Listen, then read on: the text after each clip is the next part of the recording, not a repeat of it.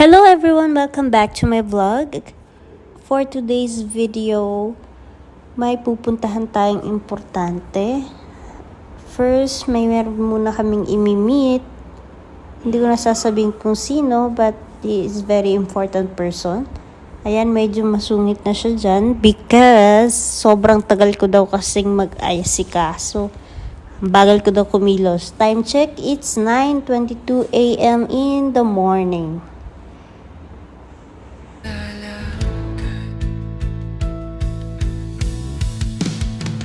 May mga pangarap na nagbabago, may mga takot na dumarating.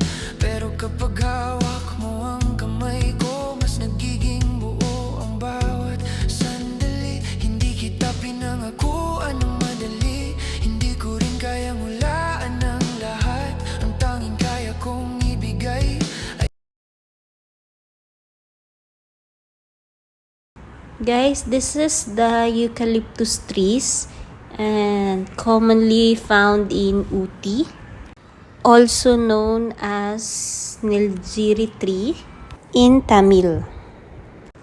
Guys, from Kottakkal to Ooty, it's 4 hours and 11 minutes. In kilometers, I think it's 144 kilometers.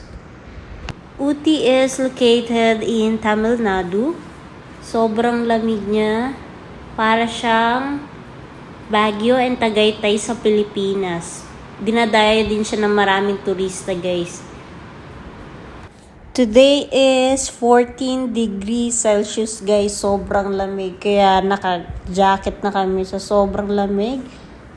Ayan, naggutom na rin kami. Kaya kumain muna kami. At dahil sa sobrang lamig, guys, of course, hindi mawawala ang tea.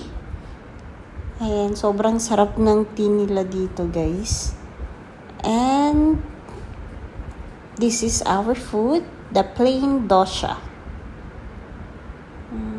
Mashallah, mashallah. Thanks for watching.